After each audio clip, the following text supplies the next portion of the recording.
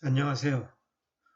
오늘은 삶의 큰 질문, 즐거움, 신명나는 소통의 배경과 의의에 대해서 살펴보는 것으로 왜 우리가 지금 즐거움에 대해서 이야기해야 하는가에 대해서 살펴보도록 하겠습니다.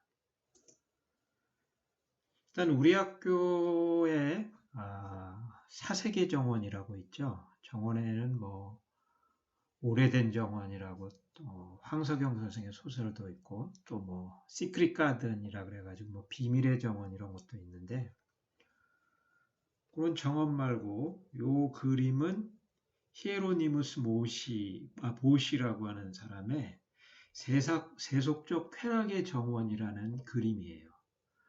우리가 본격적으로 즐거움에 대해서 이야기하기에 앞서서 일단 이 그림에 대한 이야기를 먼저 해보겠습니다.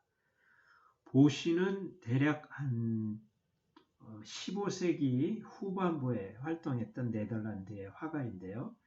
15세기 후반이면 르네상스 시대인데 하지만 그는 주로 중세적인 종교화를 많이 그렸습니다. 그런데 그의 대표작이 이 세속적 쾌락의 정원이라고 하는 The Garden of Earthly Delight입니다. 쾌락이라는 게 결국엔 즐거움이죠. 어떤 즐거움의 정원이라는 거예요. 근데 이 그림은 에서 보는 것처럼 좀 약간 기괴하고 그래서 지옥의 화가라고도 불리고요. 20세기에 달리 같은 초현실주의에 많이 영향을 미치기도 했다고 합니다.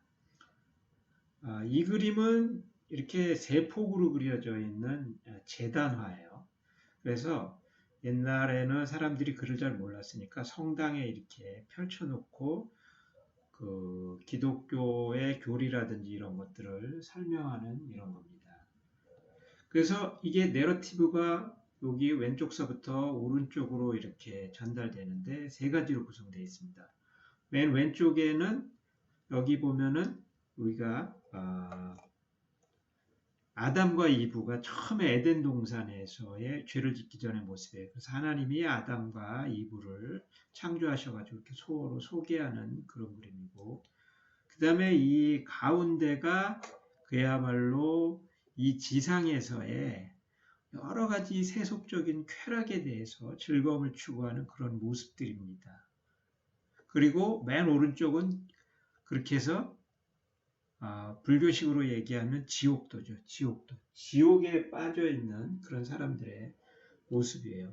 그래서 이 사람의 이 그림을 보면 굉장히 그 당시 그림답지 않게 초현실주의적인 그런 게 있어서 가운데 여자들이 다 옷을 벗고 있고 그 막 사람들이 다 벌거벗은 채로 여기 보면은 이렇게 동물들 타고 있고 그다음에 딸기라든지 이런 것들을 여기 보면 이 밑에 보면 주로 성적인 그러한 어떤 방종, 쾌락에 빠진 모습입니다. 이런 모습이라든지 이렇게 그런 모습들을 이렇게 그려져 있고요. 그 다음에 오른쪽에는 그러한 세속적인 즐거움, 쾌락에 빠졌을 때 겪게 되는 지옥에서의 어떤 처벌 이런 거죠. 심판. 그래서 근데 좀 특이한 거는 이게 음악입니다. 어떤 음악적인 어떤 쾌락에 빠진 사람들이 여기에 막 이 벌을 받는 거, 그 다음에 도박에 빠진 사람들의 이런 모습,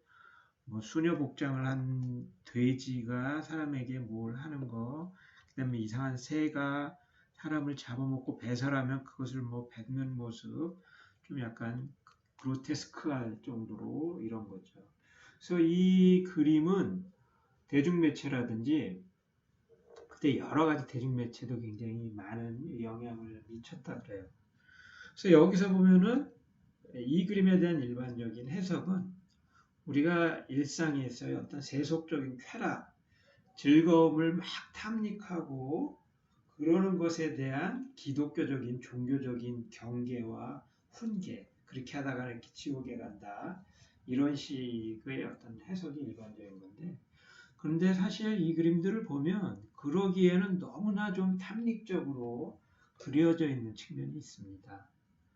사실 중세의 종교와도 한 중세 후반쯤에 가면은 예를 들면 뭐 성모 마리아라든지 이런 여인이 신의 은총을 받고 하나님의 어떤 계시를 받아서 그런 황홀함을 표현한다라고 그런 어떤 종교적인 어, 뭐랄까 열반이라면 불교적인 용어긴 하지만 어쨌든 그런 은총의 계시에 빠진 그런 즐거움을 표현하는 것 같이 겉으로는 얘기하지만 거기 묘사되어 있는 거 보면 생각보다 굉장히 유격적이고 감각적이고 어떤 종교적인 어떤 엑스타시보다는 굉장히 성적인 엑스타시의 모습에 가깝게 이렇게 그려져 있는 경우가 있어요. 그래서 겉으로는 굉장히 도덕주의적인 외피를 쓰지만 이미 그 안에는 사실 세속적인 감각적인 이런 측면이 있는 경우가 있는데 이 그림도 어떻게 보면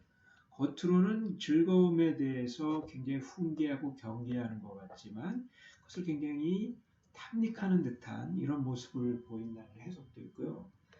그 다음에 더 나아가서 미술사학자들에 의하면 약간 소수하지만 이 보시가 사실은 이교도였다는 거예요. 그래서 아담아이트라 그래가지고 아담파라고 하는 이교도가 있는데 이들은 처음에 한 2세기나 3세기 정도 주로 이집트라든지 북아프리카 쪽에서 막 성행했던 그러한 이교도 집단이 있었다.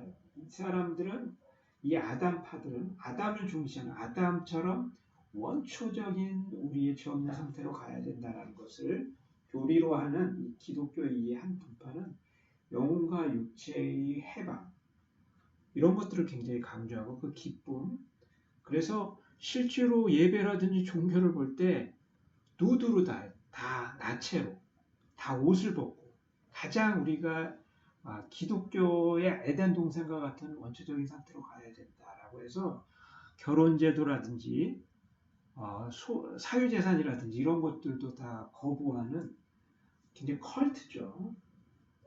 그리고 집단 혼숙이라든지 이런 것들을 했던 이교도가 있는데 이 이교도가 이 보시가 16세기에 네덜란드에 살았는데 한 13세기에 네덜란드에도 이 아담파들이 다시 나타났다는 거예요.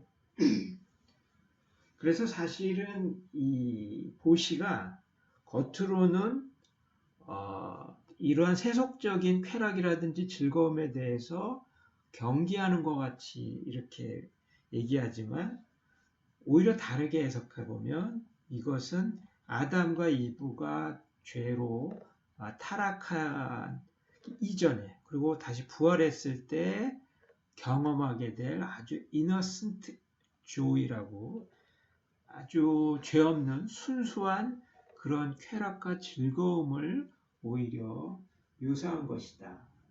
이러한 해석도 있다라는 거예요. 사실 기독교뿐 아니라 불교나 이런 데도 보면 왜 밀교라든지 그런 성적인 즐거움이나 이런 걸 통해서 깨달음을 얻고자 하는 이런 것들이 사실 종교사에 보면 있습니다. 그래서 이 그림은 어떻게 보면 즐거움에 대한 우리가 갖는 굉장히 모순되고 대립적인 이런 생각을 하나 나타낸다고 볼 수 있어요. 한편으로 보면 그런 즐거움이라든지 쾌락을 추구하는 것에 대해서 굉장히 경계하고 그렇게 하면 안 된다라고 하는 그런 도덕주의적인 태도가 있을 수 있고 또 한편으로는 하지만 즐거움이라든지 이런 것들을 순수한 즐거움이나 이런 것들을 추구하고자 하는 그런 쾌락주의적인 태도가 있죠. 원래 그 철학사에서도 보면 우리가 쾌락주의, 에피쿠로스학파가 있고 금욕주의, 스토이시즘 이게 그 두 가지가 있지 않습니까? 그래서 이 즐거움에 대한 질문은 사실 굉장히 까다롭고 그런 점에서 우리 쉽지 않은 질문이에요. 예를 들면 우리가 삶의 큰 질문, 사랑. 그건 굉장히 심플하죠. 사랑은 좋은 거죠. 사랑과 행복이 넘치는, 사랑과 평화가 넘치는 세상이 되어도 우리는 다 사랑해야 되고. 근데 즐거움, 그러면 이 즐거움을 우리가 어떻게 봐야 되는가? 왜 즐거워? 우리가 이렇게 즐겁게 살고, 이렇게 즐거움을 추구해야 된다? 이렇게 봐야 되는가? 아니면 그러한 막 너무 즐거움을 추구하고 이러면 쾌락주의에 빠지니까 우리가 그렇게 하면 안 된다. 즐거움에 대해서 조금 이렇게 적대적인 태도를 취해야 되는가? 이 두 가지가 굉장히 공존하고 양립하고 또 모순적으로 이렇게 되어 있습니다. 그런 점에서 봤을 때도 이 삶의 큰 질문, 즐거움이란 질문은 굉장히 난제라고 할 수 있어요. 그래서 이 수업은 바로 이렇게 결코 쉽지 않은 까다로운 이 즐거움을 우리가 어떻게 봐야 되는가, 거기에 대한 질문입니다. 그러면은 왜 우리가 이 즐거움에 대해서 이야기해야 되는가? 한마디로 즐겁지가 못하기 때문이에요. 우리가 특히 한국 사회는 즐겁지 못합니다. 특히 청년층들이 요즘에 헬조선이다 이런 얘기를 몇 년 전부터 많이 합니다. 참 기성세대로서 젊은 사람들이 헬조선이어서 정말 이 지옥과 같아라고 얘기를 하는 걸 들을 때 굉장히 자책감을 느낍니다. 이게 어떻게 한국 사회가 이렇게 됐을까? 그 전에 우리가 따분한 천국, 즐거운 지옥 이런 얘기를 하기도 했어요. 우리 세대는. 한국 사회는 미국과 비교하면 즐거운 지옥이라는 거죠. 다이나믹하기 때문에. 미국이라든지 유럽 같은 경우는 이미 굉장히 선진국 같은 경우는 굉장히 사회가 이미 안정돼서 천국이지만 굉장히 따분하다. 그래서 그때 어떤 지옥이라는 것은 좀 약간 즐거운 지옥 이런 거였는데 지금은 그게 아니라 지옥과 같아. 정말 즐겁지 못하고 너무나 고통스럽다라는 얘기를 많이 합니다. 실질적으로 그런 지표를 보면 한국 사회가 즐겁지 못해요. GDP, 국가별 명목지 국내 총생산은 우리나라가 이미 11위입니다. 물론 인구 대비 1인당 GDP로 하면은 그렇지는 않죠. 2위는 중국이에요. 근데 중국도 1인당 GDP로 하면 2위는 아니죠. 훨씬 밑에 아직 선진국이라고 얘기할 수는 없지만 경제 규모가 이미 우리나라가 거의 10위권이라는 얘기죠.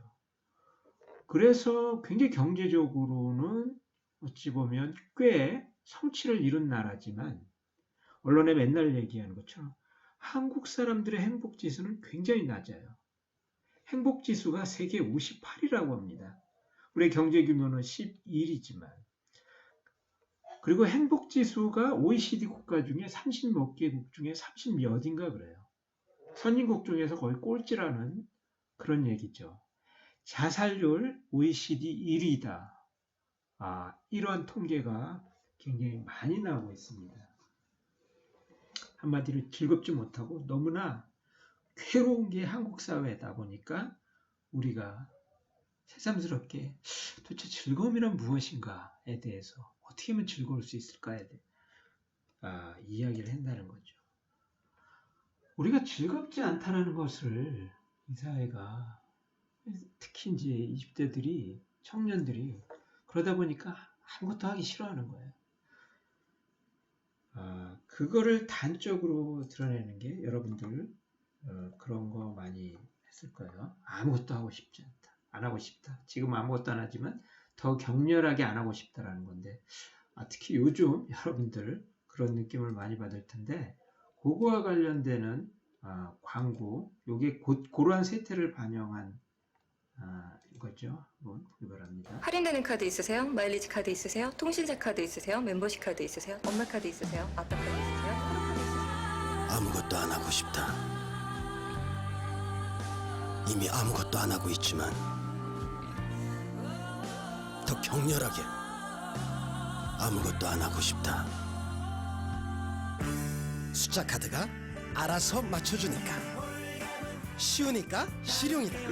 즐기자 실용 삼성카드.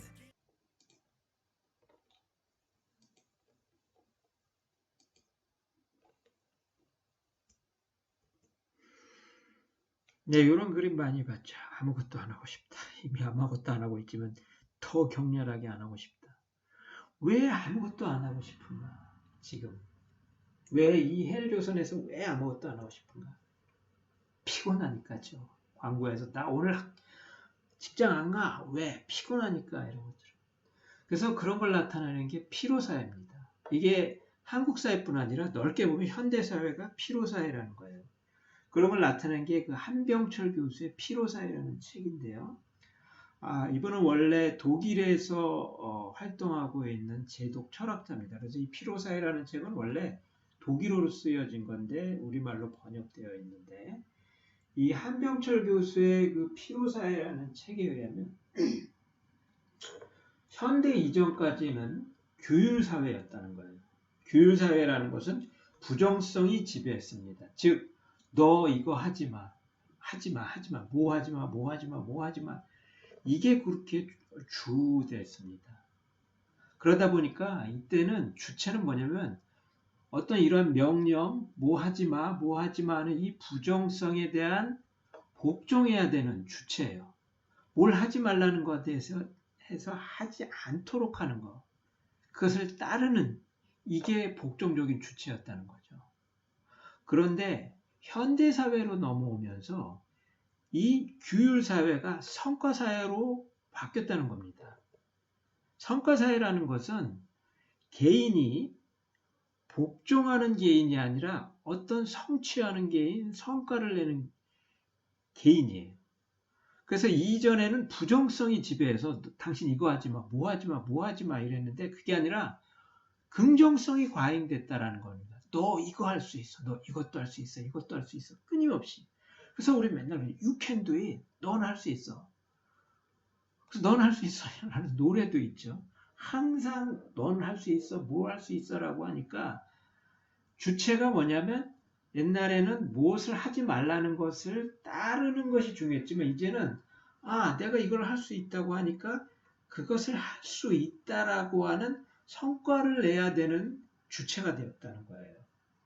우리가 오늘날 수많은 자기계발서 있죠.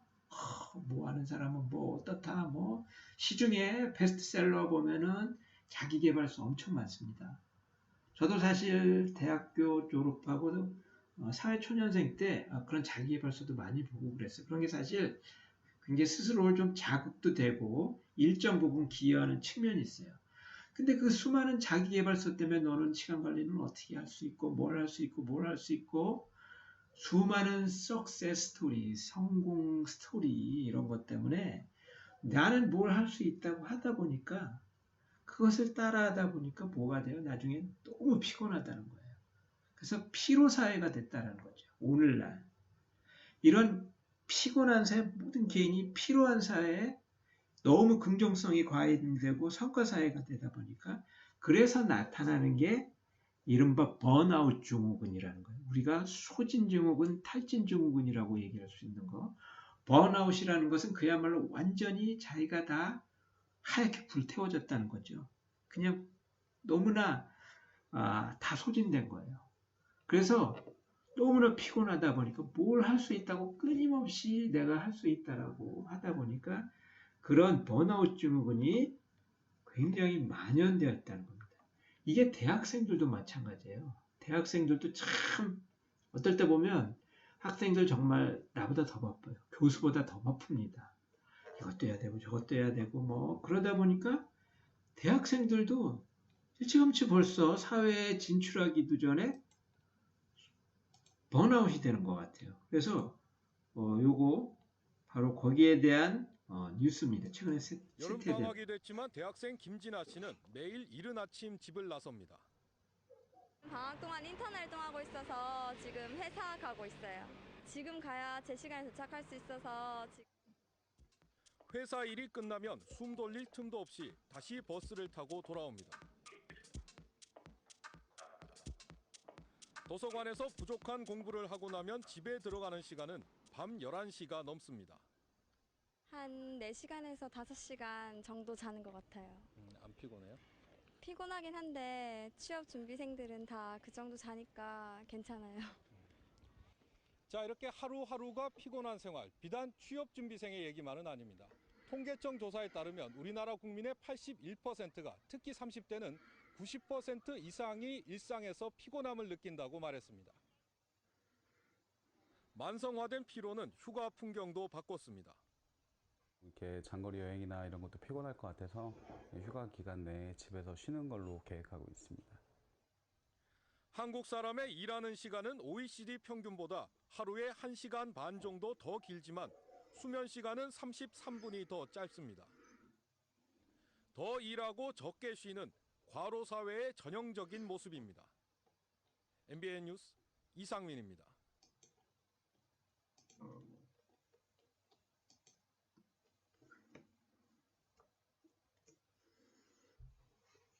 네, 여기서 보는 것처럼 대학생들도 피곤하고, 한병철 이분은 이제 현대사회 자체가 굉장히 피곤하다는 거죠. 긍정성이 과잉되는.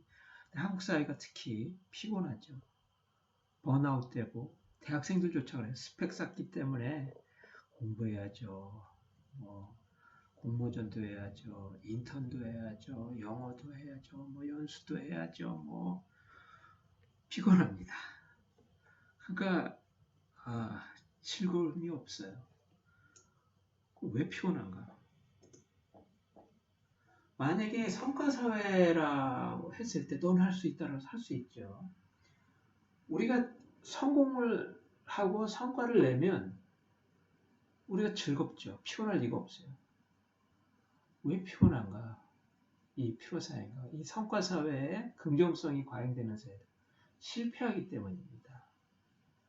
그러면 정말 노력이 부족해서 실패한 것인가? 우리가 흔히 이제 청년들이 반발하죠. 기성세대들이 너희가 노력이 없어가지고 라떼는 말이야. 라떼 이즈 호스. 그러죠. 라떼는 말이야. 나도 그 말 안 쓰려고 하는데 하다 보면 나도 모르게 아마 그런 말을 쓸지 몰라요. 라떼는 말이야. 라떼 이즈 호스죠. 네. 노력이 부족해서 그러면 실패한 것인가? 그렇지 않다는 거예요. 우리가 흔히 실패는 성공의 어머니라고 얘기를 하는데 맞습니다. 실패는 성공의 어머니죠. 하지만 실패는 실패의 어머니이기도 해요. 아마 실패가 자식을 한 10형제를 낳았으면 그 중에 하나 정도는 성공이고 나머지 9형제는 아마 실패일 거예요.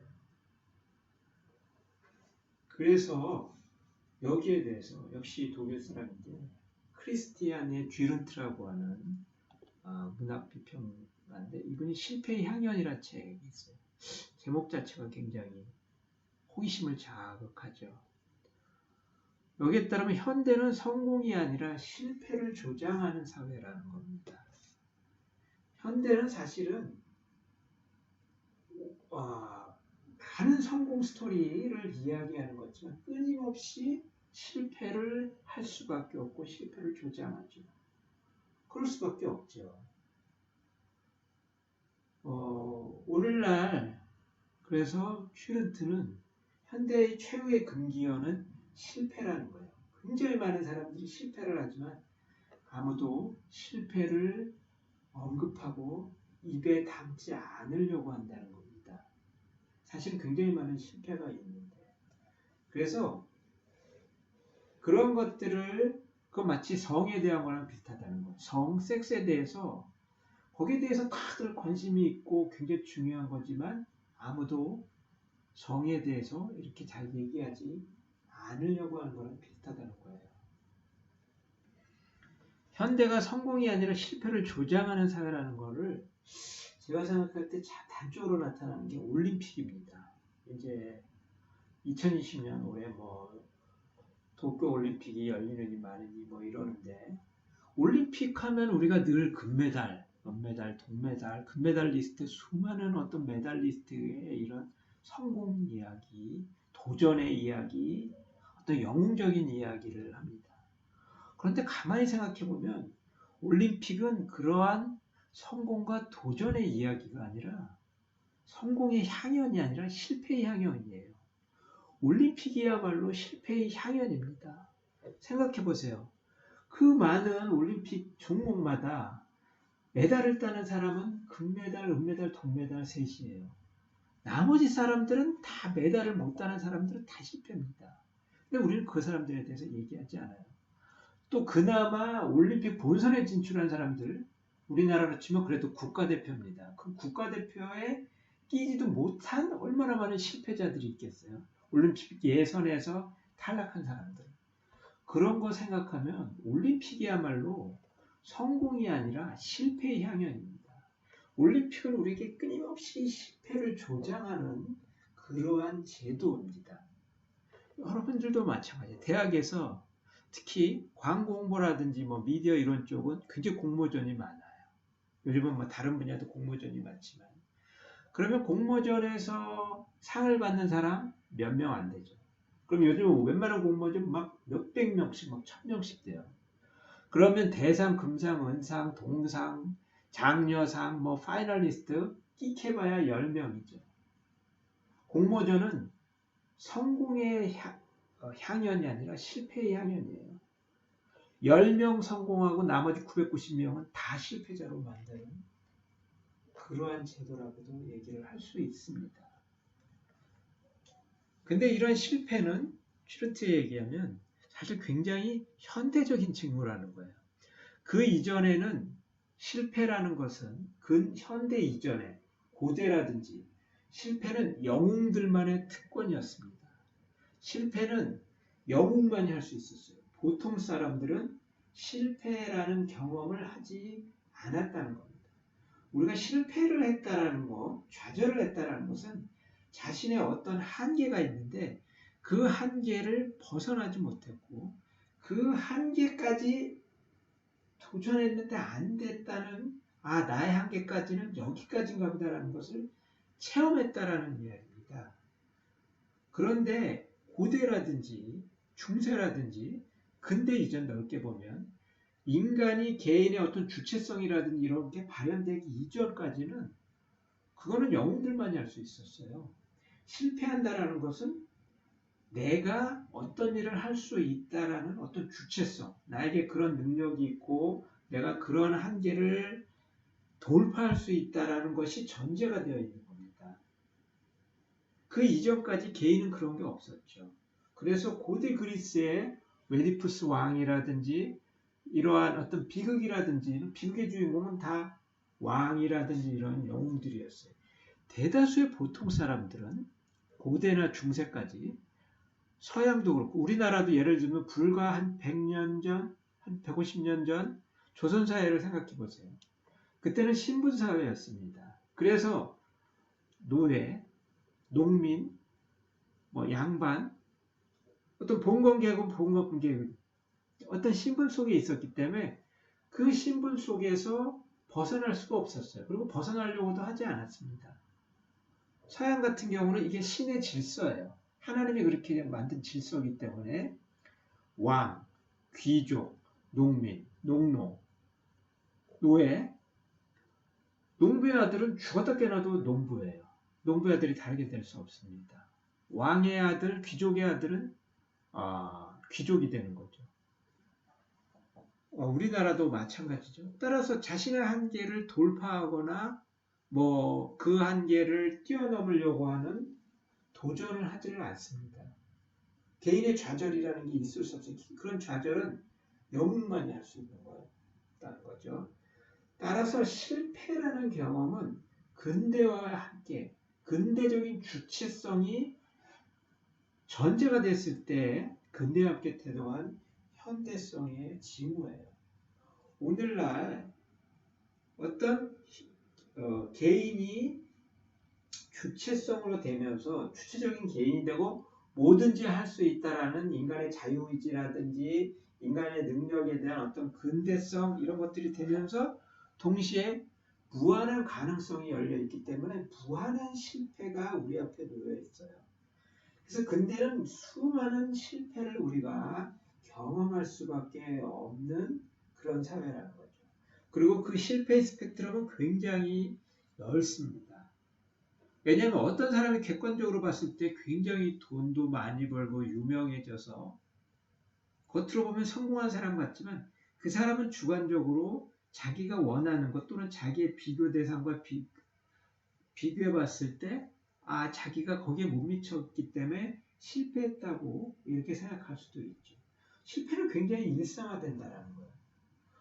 그리고 미디어에서는 우리가 성공에 대한 얘기를 못하고 실패에 대해서 금기어처럼 하니까 하지만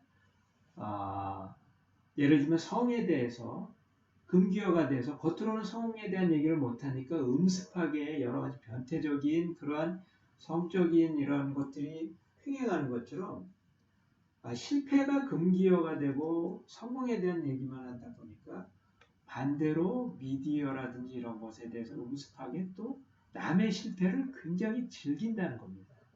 그래서 미디어는 사실은 뭐 어떤 성공에 대한 이야기를 많이 하는 것 같지만 어떠한 개인이라든지 이런 사람들이 실패한 얘기를 굉장히 가십처럼 즐겨요. 그래서 우리가 한 방에 훅 간다 그러죠. 연예인들, 정치인들, 또는 뭐 문화예술인들, 셀럽이라고 부르는 그러한 셀레브리티들, 유명인들의 그러한 사람들이 어떤 실패하는 이야기, 이런 것들을 굉장히 관음적으로 사실 많이 즐긴다는 거죠.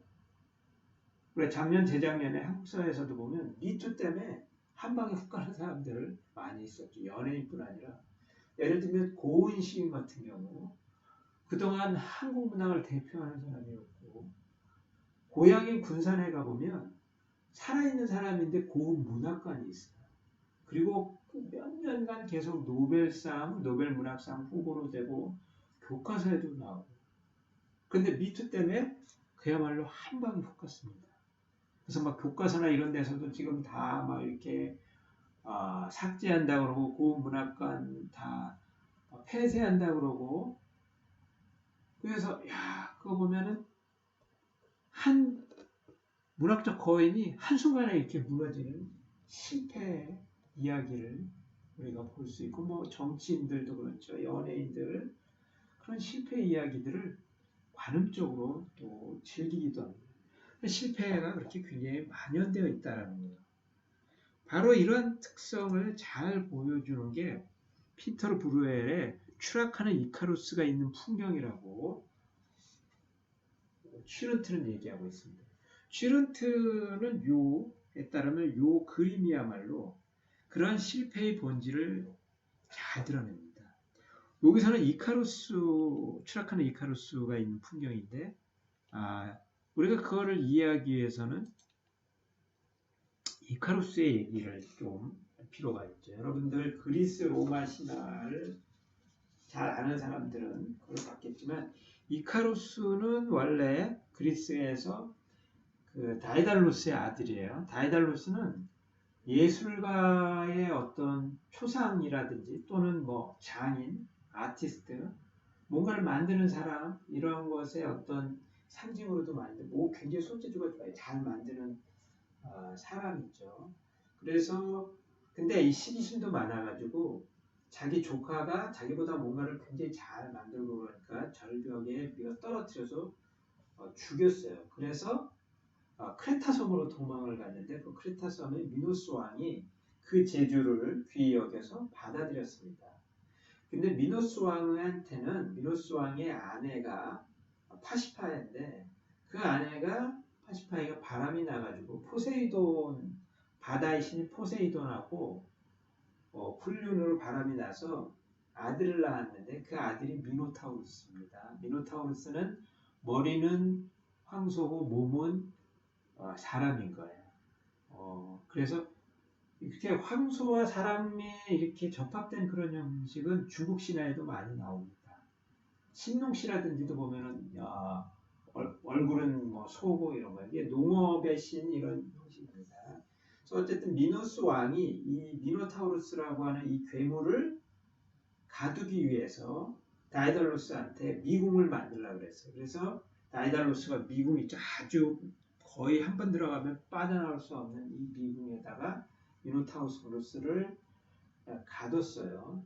근데 나중에 이 테세우스라는 영웅이 와서 미노타우루스를 죽이고 고기를 이렇게 미노스 왕의 딸의 도움을 받았는데 그 미궁을 빠져나왔어요. 근데 그걸 다이달로스가 이렇게 알려줬습니다. 그래서 미노스 왕이 화가 나가지고 다이달로스랑 그 아들 이카로스를 이 빠져나올 수 없는 미궁에 가뒀어요. 여기까지가 이카루스 아버지 다이달로스에 관한 신화이고요. 그래서 이 다이달로스가 자기 아들 이카루스랑 미궁에 갇혔는데 이카루스한테 그러면 빠져나가기 위해서 이 재주가 좋으니까 새 깃털이라든지 이런 걸 내서 하고 초 있죠. 양초, 밀랍이라고 하는 거. 양초를 이렇게 녹여가지고 새 깃털하고 해서 이카루스한테 날개를 만들어줬습니다. 그래서 이 미궁을 빠져나가도록.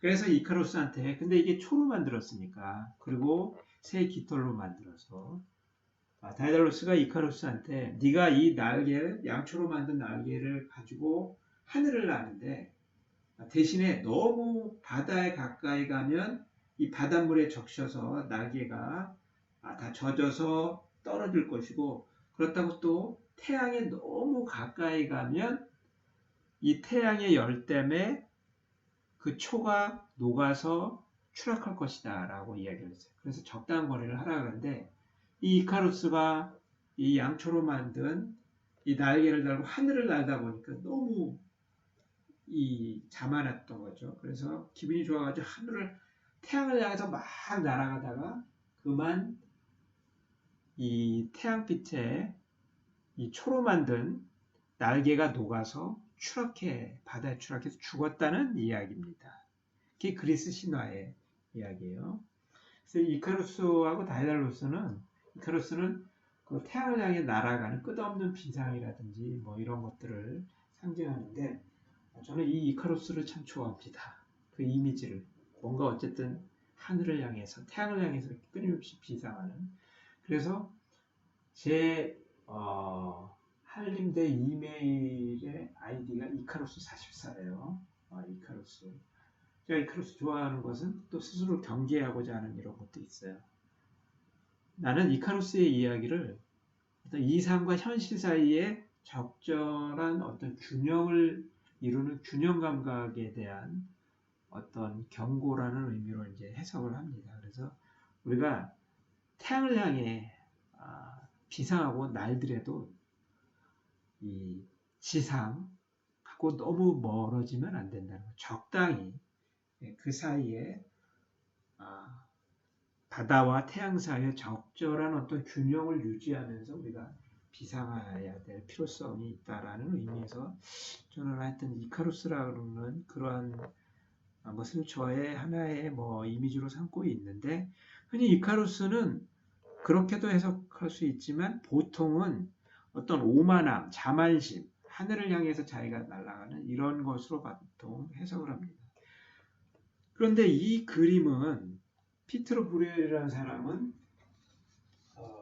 앞에서 얘기한 그 보시고 사람보다 약간 후대 사람입니다. 16세기 초반 네덜란드 화가인데 보통 우리가 피터 브루겔 이렇게도 발음을 하는데 그 신화를 가지고 추락하는 이카루스가 있는 풍경이란 그림을 그렸는데 여기 이렇게 잘 보면 도대체 이카루스가 어디 있는지 잘 안 보여요. 잘 보면 어디 있냐면 여기 맨 구석 아래에 여기 있습니다. 여기에 풀에 빠져가지고 이미 바다에 빠져서 이카루스가 추락해가지고 허부적허부적 그러면서 살려줘 그러면서 허부적허부적거리는 거 이렇게 조그맣게 그려져 있어요.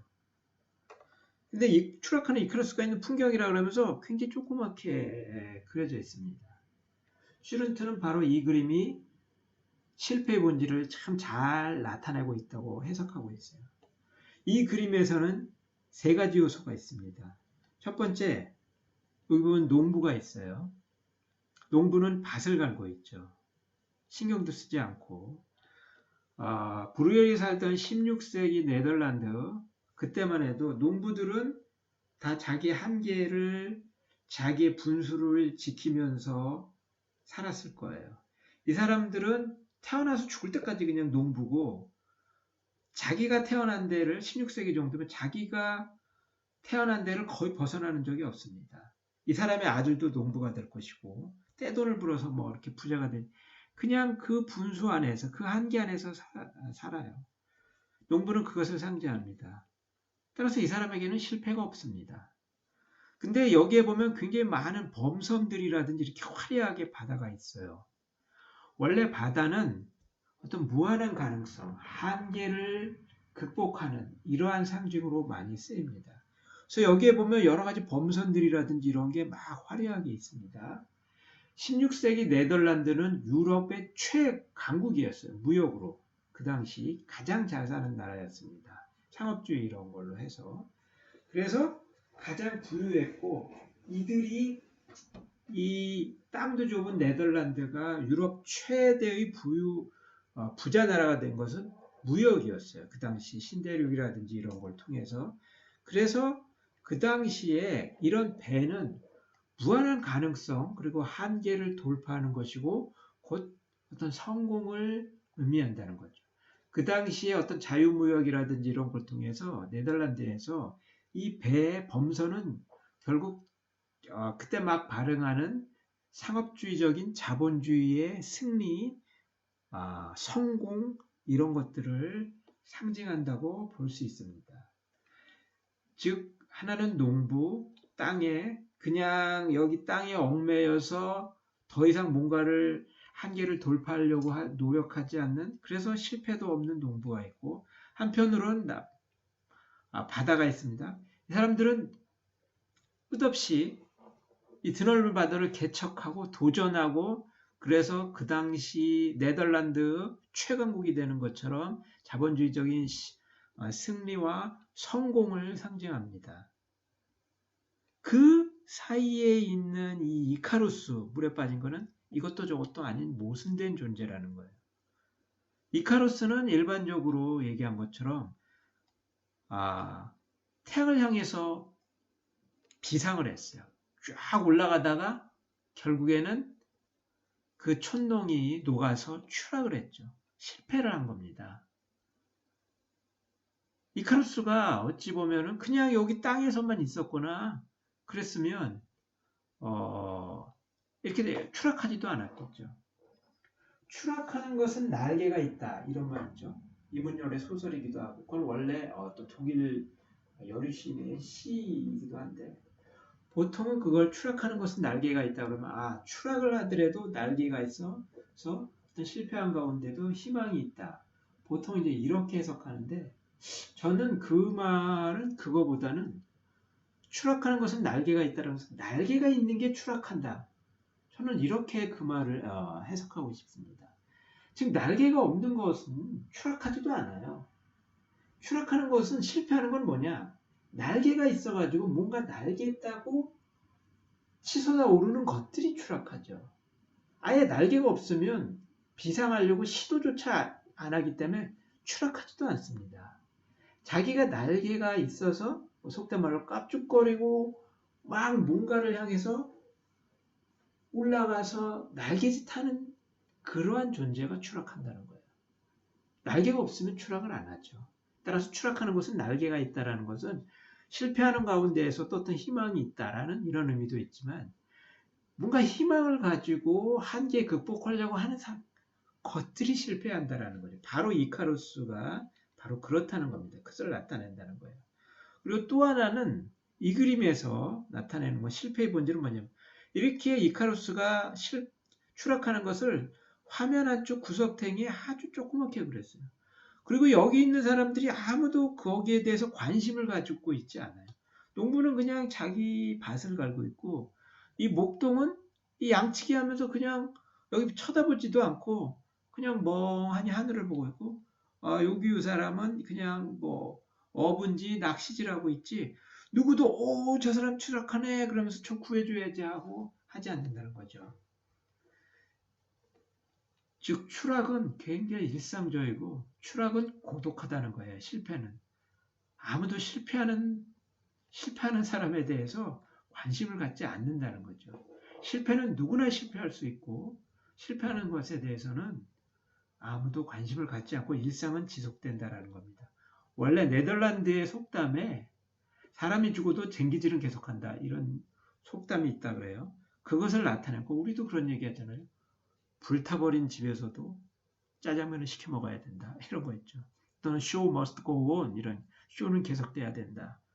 이런 얘기가 있죠. 그래서 실패라는 것은 결국에는 자기의 한계를 극복하고 돌파하고 도전하려고 하는 그런 자가 결국에는 실패하는 것이고, 근대 이후에 현대의 인간의 어떤 주체성, 그 다음에 성과, 긍정성, 넌 할 수 있어 이러다 보니까 우리는 끊임없이 실패를 할 수밖에 없고, 그러한 실패에 대해서 아무도 관심을 가져주지 않는다는 거. 아마 이카루스가 하늘을 날 때는 사람들이 다 와, 대단해, 저 성공적인 스토리에 대해서 다 와 하면서 봤을 거예요. 하지만 실패하는 순간 아무도 관심을 갖지 않는다는 거죠. 바로 이렇게 넓게 보면 현대사회, 좁게 보면 한국 사회가 끊임없이 실패를 경험하고 좌절을 경험하고 그러다 보니까 헬조선이라는 이야기가 나오고 즐겁지가 않고, 그러다 보니까 우리가 새삼스럽게 즐거움에 대해서 이야기를 하게 된다는 것입니다.